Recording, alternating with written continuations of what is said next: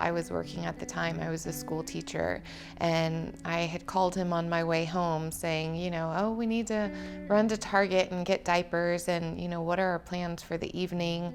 And he said, okay. And so I came home and walked in the door, and he was waiting for me and had all of his pills laid out. And that was the first time that he confessed that he had a problem and that he had never stopped using those previous years that he said that he had. The life before Denton Freedom House, it was tough to just live in the middle of the hurt that I was causing. But I just continued to chase the drug to numb that.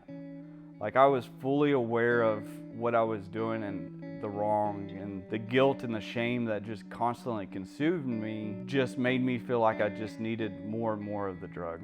Mark was about 2, so it would have been 1986. And Mark's father was very abusive and just mean, and was doing a lot of running around. And I thought, well, if I'm doing what they're doing, then he won't need to run around. So we did, and I really got messed up.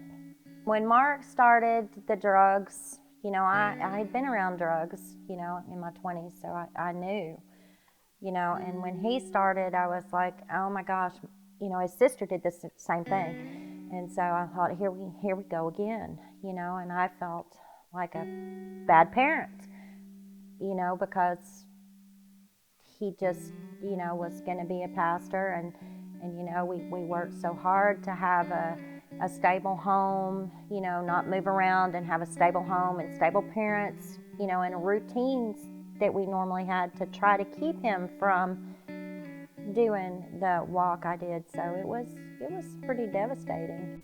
And so there was a point when I was in my early 20s, this was just before I had come to the Freedom House. The depression settled back in as a result of just trying to numb it by using more drugs. The depression really never went anywhere, it just got worse. I started getting arrested pretty much everywhere I went, spent lots of different times in jail, nowhere to go. And so I ended up going to jail probably 13th time, was the last time I had ended up in jail, Brazos County. I got out, and my parents were gonna let me come back to Denton from Bryan, Texas, where I'd gotten out of jail, to come into the Freedom House. I grew up in the South Dallas, Duncanville area. From a young age, I got involved with drinking and using drugs. And so that was just the party lifestyle that I wanted to live.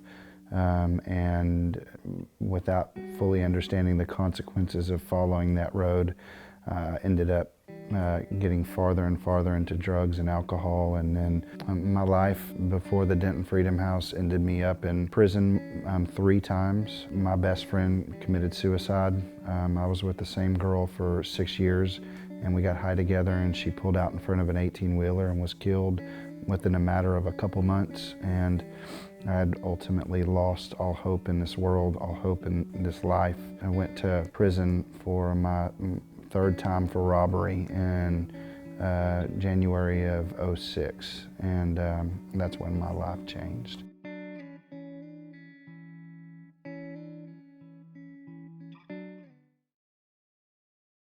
After I went through the 6-month discipleship phase of the home, I was presented with multiple decisions to make in my life.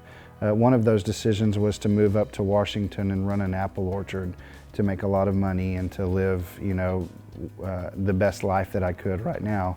The other avenue was to follow Jesus and serve others. And so one of the scriptures that has been critical in my life was to let the thief no longer steal, but let him work with his hands that he may give to those who have need. And so at that point we started a coffee business called Zero Coffee, and I knew that it wouldn't be easy, and I knew that I wouldn't make an income, but I knew that my labors would in turn help other people who were coming off of the streets and out of prison find Christ, find a home, find shelter, find love, find a family, and find the same path that I'd found. God is at work in our lives, in us and through us. And yes, we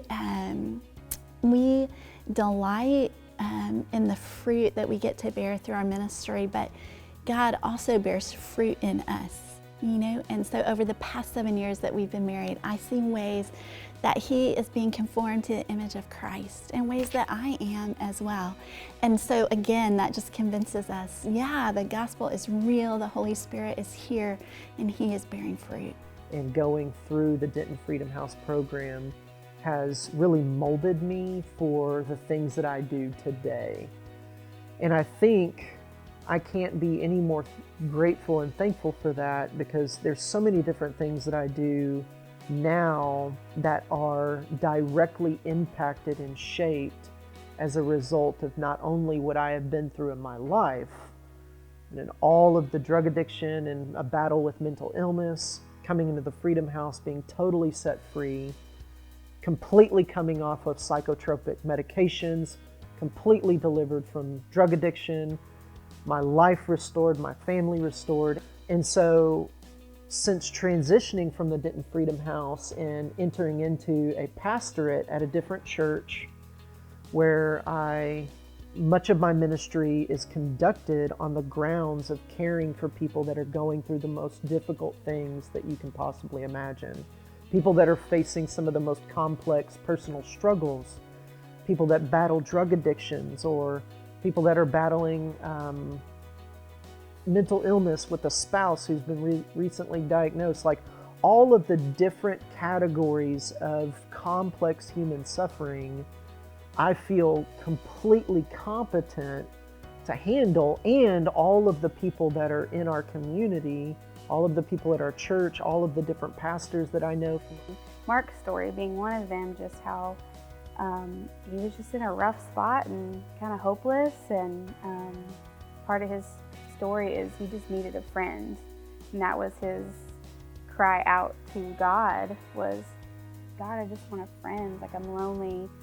And so I love that Freedom House, especially for my husband and many other people, has been a place where they can just have that space to be needy before the Lord, and have that space to be vulnerable, and have that space to just be, so that God can find them. Because I believe that God finds us, but we kind of have to be at that place where we're ready to see him.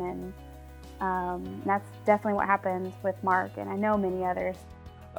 They call me back and say, hey, we would love for you to join our staff here at church. So from a church that I once stole from and I hold felony charges with, I literally hold the keys to the entire campus now.